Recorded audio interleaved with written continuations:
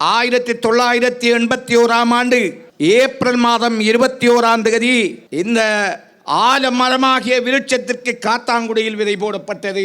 அவருக்கு அப்போது 32 வயது.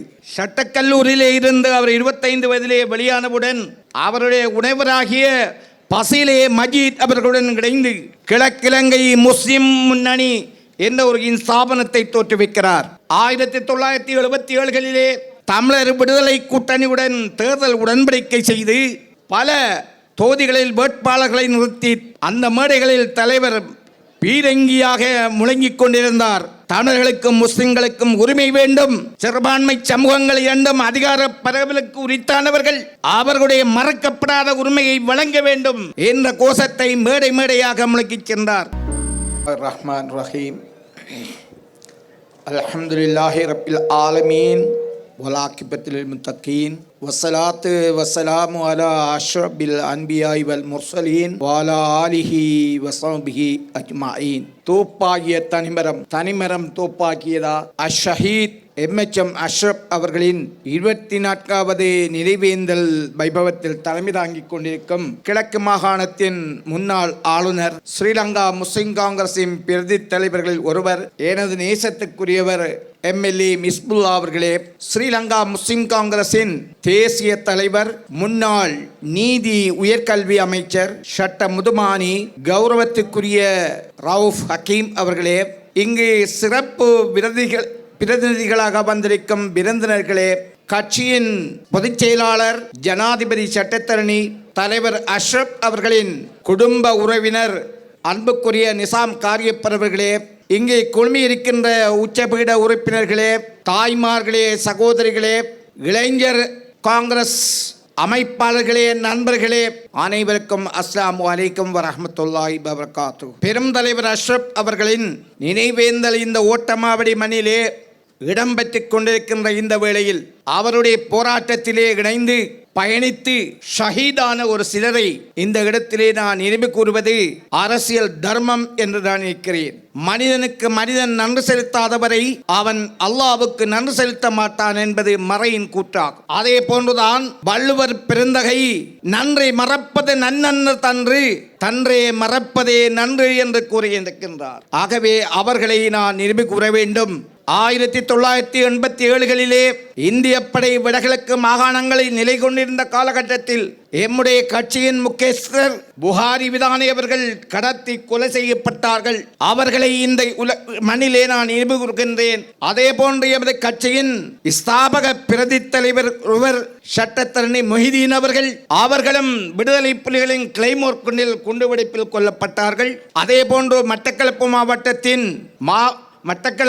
மாவட்டத்தின் மேலதிக அரசாங்க அதிபராக இருந்த நண்பர் வை அகமத் அவர்கள், ஓட்டமாவடி பிரதேசத்தின் செயலாளராக இருந்த அன்புக்குரிய சகோதரர் உதுமான் அவர்கள், அதே போன்று அவருடன் பயணம் செய்து கொண்டிருந்த அதிபர் மஹமூத் அவர்களையும் நினைவு கூறுகின்ற இந்த மண்ணிலே எங்களுடன் மாகாண சபையில் இருந்தவர், கட்சியின் ஆரம்பகால பொருளாளர், பின்பு கடற்தொழில் நீரியல் வளல் பிரதி அமைச்சராக இருந்தவர் மர்ஹூம் மொய்தீன் அப்துல் காதர் அவர்களையும் இங்கு நினைவு கூறுகின்றேன். அதே போன்று 1988ஆம் ஆண்டு ஏப்ரல் மாதம் 26ஆம் தேதி இந்த நாட்டிலே முதலாக ஒரு மாகாண சபை தேர்தல் நடைபெற்றது. அந்த மாகாண சபை தேர்தலில் போட்டியிட்டு புத்தளம் மாவட்டத்தில் வெற்றி பெற்றவர். 1994ஆம் ஆண்டு நடைபெற்ற பாராளுமன்ற பொதுத் தேர்தலிலே யாழ் மாவட்டத்தில் போட்டியிட்டு வெற்றி கிட்டியவர்.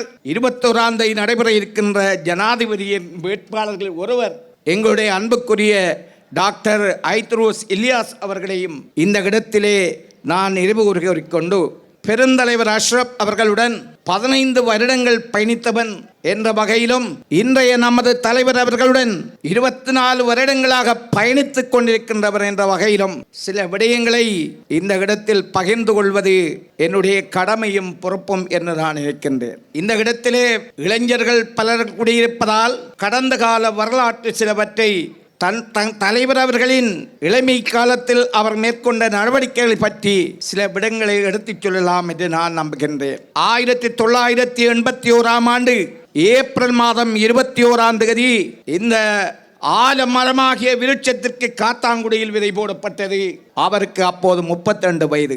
சட்டக்கல்லூரியிலே இருந்து அவர் 25 வயதிலே வெளியானவுடன் அவருடைய உணவராகிய பசிலே மஜீத் அவர்களுடன் இணைந்து கிழக்கிழங்கை முஸ்லிம் முன்னணி என்ற ஒரு ஸ்தாபனத்தை தோற்றுவிக்கிறார்.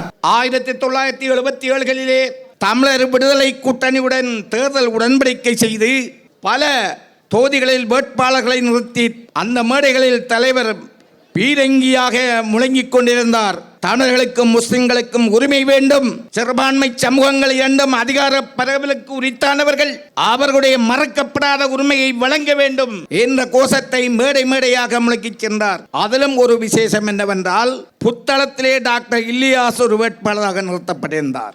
அதற்கு விசேட காரணம் என்னவென்றால், 1976ஆம் ஆண்டு புத்தள பள்ளிவாசலிலே இடம்பெற்ற படுகொலையாகும். அந்த படுகொலைக்கு ஸ்ரீமாவுவாரடி பண்டாரநாயக்காவுடைய அரசாங்கம் நீதி வழங்கவில்லை என்பதை முன்னிறுத்தியே இல்லியாஸ் அவர்களும் போட்டியிட்டார். தலைவர் அஷ்ரப் அவர்களும் அங்கே சென்று பிரச்சாரம் செய்தார். இது கடந்த கால வரலாறு. சட்டக்கல்லூரியை எடுத்துக்கொண்டால் அங்கும் அப்படித்தான். அவர் ஒரு இஸ்லாமிய பற்றுள்ளவர்களாகவே எப்போதும் அவருடைய வாழ்க்கை இருந்து வந்தது. நான் பல இடங்களில் நினைவு கூறியிருக்கின்றேன். கலாநிதி பதியுத்தீன் மஹமூத் அவர்கள் கல்வி அமைச்சராக இருந்த காலகட்டத்தில் அவர் கொண்டு வந்த கலாசார திட்டத்தை எதிர்த்து உலமாக்கள் கொதித்தந்தார்கள். அவர்களை தன்னுடைய அரசியல் பலத்தை கொண்டு அடக்கிவிட்டார் அமைச்சர் பதியுத்தீன் மஹமூத் அவர்கள். அதை சட்டக்கல்லூரியில் இருந்து கொண்டே எதிர்த்தவர் தலைவர் அஷ்ரப் அவர்கள் அமைச்சரின் நடனமும் ஆலியங்களின் தாளமும் என்ற ஒரு கைநூலை வெளியிட்டார். அதனால் கோபமடைந்த அமைச்சர் அவரை சட்டக்கல்லூரியிலே இருந்து வெளியேறும்படி சட்டமாதிபருக்கு ஆணை பிறப்பித்தார். அன்று சட்டமாதிபர் இருந்தவர் சிபா பசுபதி அவர்கள். பின்பு ஒரு தடவை தலைவர் அஷ்ரப் அவர்கள் அதை என்னோடு நினைவு கூறுகின்ற போது சொன்னார், வேறு ஒருவர் அந்த இடத்தில் இருந்திருந்தால் என்னை உண்மையிலே சட்டக்கல்லூரியை விட்டு வெளியேறிப்பார்கள். சிபா பசுபதி உண்மையிலே ஒரு மனிதத்துவம் நிறைந்தவர். அவர் எனக்கு புத்துமதி சொல்லி, உங்களுடைய அரசியல் போராட்டத்தை, உங்களுடைய அரசியல் முன்னெடுப்புகளை நீங்கள் சட்டக்கல்லூரி வெளியேறியவுடன் செய்யுங்கள் என்று புத்திமதி கூறியதாக தலைவர் அஷ்ரப் அவர்கள் என்னிடம் நிலைமை கூர்ந்தது என. இஸ்லாம் வேறு, சோசலிசம் வேறு. இஸ்லாத்தில் சோசலிசம் கிடையாது என்று சொன்னார். அவருக்கு வழங்க வேண்டிய பரிசும் வழங்கப்படவில்லை, அவர் தேர்வு செய்யப்படவும் இல்லை என்று அவர் பின் ஒரு காலத்தில் கூறியதாக எனக்கு ஞாபகம் இருக்கின்றது. ஆகவே அவருடைய மாணவர் பருவம், சட்டக்கல்லூரி வாழ்க்கை பருவம், அவர் சட்டக்கல்லூரி வந்து வெளியேறியிருந்த காலம் பெறும். அவர் எப்போதும் தனித்துவமான அரசியலையே சிந்தித்து வந்திருக்கிறார் என்பதற்கு நீண்ட வரலாறுகளை என்னால் எடுத்துச் சொல்ல முடியும். அன்புக்குரிய சகோதரர்களே, அண்மை காலத்திலே முஸ்லிம்களுக்கேனும் ஒரு அரசியல் கட்சி வேண்டும் என்பதற்கான அழுத்தமான சில விடயங்களை, அண்மையில் நடந்த விடயங்களை, இந்த 20ஆம் நூற்றாண்டில் 40-50 வருடங்களுக்கு முன் நடந்த விடயம் ஒன்றை நான் பல தடவையில் சொல்லியிருக்கின்றேன். அதை இங்கும் சொல்லி வைப்பது இளைஞர்களுக்கு பொருந்தும், முஸ்லிம்களுக்கு ஏன் கட்சி வேண்டும் என்ற கேள்வி கேட்பவர்களுக்கு பொருந்தும் என்று நான் நம்புகிறேன். வடகிழக்கு இனப்பிரச்சனை கூர்மையடைந்திருந்த காலம், ஆடிக்கலவரம் அலங்கேறி தமிழர்கள் நாட்டை விட்டு தமிழ்நாட்டுக்கும் புலம்பெயர் தமிழர்களாக வெளிநாடுகளுக்கும் தஞ்சமடைந்திருந்த காலகட்டம் அது. இந்திய நாட்டை இந்திரா காந்தி அவர்கள் ஆட்சி புரிந்து கொண்டிருந்தார்கள். அவருடைய வெளியுறவு அமைச்சராக இருந்த நரசிம்மராவ் இலங்கையில் வந்து முதலாக ஜெயவர்தனா அவர்களுடன் இனப்பிரச்சனைக்கான பேச்சுவார்த்தையை ஆரம்பிக்க வேண்டும் என்று அழுத்தம் கொடுத்தார். அதன் விளைவாக 1984ஆம் ஆண்டு பண்டாரநாயக்கா சர்வதேச மாநாட்டு மண்டபத்திலே அங்கீகரிக்கப்பட்ட அரசியல் கட்சிகள் மாநாடு நடைபெற்றது. கிழக்கில் இருந்த 5 பாராளுமன்ற உறுப்பினர்களும் ஜெயவர்தனாவை சந்தித்து ஏசஸ் ஹமீது ஊடாக, அமைச்சர் ஏசஸ் ஹமீது ஊடாக நாங்களும் அந்த மாநாட்டிலே கலந்து கொண்டு பேச வேண்டும், முஸ்லிம்களுடைய பிரச்சனை எடுத்துச் சொல்ல வேண்டும் என்று கேட்டபோது ஜே.ஆர். சொன்னார், நீங்கள் ஐக்கிய தேச கட்சி பிறந்தீர்கள், முஸ்லிம்களுக்கு ஒரு அரசியல் கட்சி இல்லை, ஆகவே முஸ்லிம் அரசியல் கட்சி இருந்தால் மாத்திரமே நீங்கள் அந்த கட்சியினூடாக கலந்து கொள்ளலாம் என்று முகத்தில் அறைந்தால் போர் ஜெயவர்தனா இவர்களுக்கு சொன்னார்.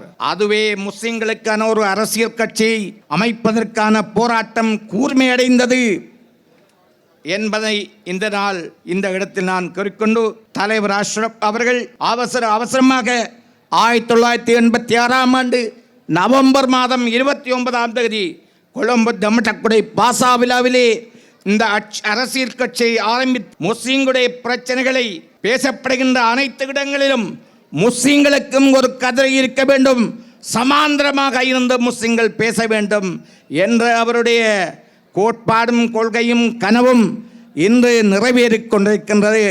இன்றைய நம்முடைய தலைவர் அவர்கள் எத்தனையோ சமாதான பேச்சுகளுக்கு போய் வந்திருக்கிறார். இன்னும் எத்தனையோ சமாதான பேச்சுகள் நடந்தாலும் முஸ்லீம் காங்கிரஸை தவிர்த்துவிட்டு எந்த ஒரு பேச்சுவார்த்தையும் இந்த மண்ணில் நடக்க முடியாது என்ற நிலைமையை இந்த மண்ணிலே தோற்றுவித்து சென்றவர் நம்முடைய தலைவர் அஷ்ரப் என கூறி எனது பேச்சை முடித்துக் கொள்கிறேன். வ ஆஹிரு தஅவானா அனில் ஹம்துலில்லாஹி ரப்பில் ஆலமீன்.